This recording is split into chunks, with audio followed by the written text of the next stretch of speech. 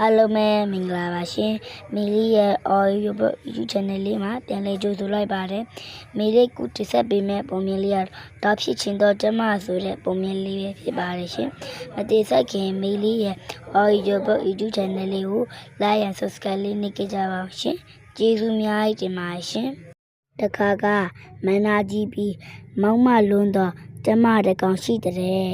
တနေ့တွင်ဒီပြချံသူတောင်းမတကောင်ရောက်လာ၏တောင်းမ၏လှပသောအတွင်ကိုကြည့်ကကျမသည်တော့ဖြစ်ချင်နေမိ၏ကျမသည်အခြားကျမများနှင့်တွေ့သောအခါဟေးငါကတော့မဟုတ်ဘူးလားကျမ၏မောက်မာမှုကိုတိကျသောအခြားကျမများကဟုတ်ပါတယ်ရှင်ဟာတကယ်တောင်းပါပဲ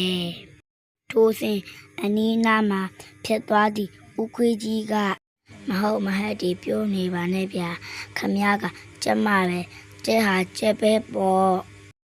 ငါကူဒါမဟုတ်ဘူးလို့မင်းကပြောတာလားဦးခွေးကြီးသည်ကျမ၏ဒေါသနဲ့မောက်မာမှုကိုတီးထားသဖြင့်ဟုတ်ပါတယ်ခမည်းကတောင်းပါပဲထိုးစဉ်မဲချောင်ရောက်လာပြီဘာမှမသိရဲ့သူတွေဟိုကဲတော့နင်ဟာထောင်းပါပဲဒါပေမဲ့နင်ကဒေါင်းလို့ပြန်နိုင်လို့လားကျမသည်မဲချောင်ပြောတော့စကားကြောင့်ဒေါသထွက်သွားကချန်စီယိုတစ်ခုပေါ်သို့ခုန်တက်လိုက်ပြီးတွေ့တယ်မဟုတ်ဘူးလားပြန်နိုင်တယ်လေဒီလောက်တော့အတောင်မှန်ပါတဲ့ငါတောင်ဒီထက်မြည်အောင်တက်နိုင်သေးတယ်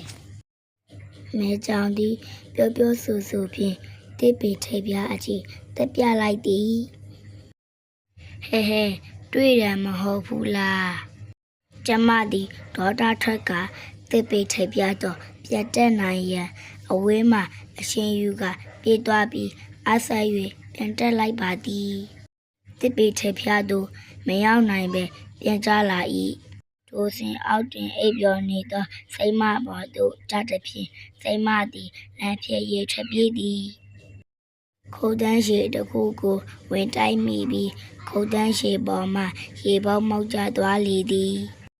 ရေပုံးကမောက်သွားသည်ကျမတကိုယ်လုံးရေဆူသဖြင့်ဆူရွှဲသွားသည်ချမ်းလို့သဖြင့်လည်းခိုက်သုံးနေ၏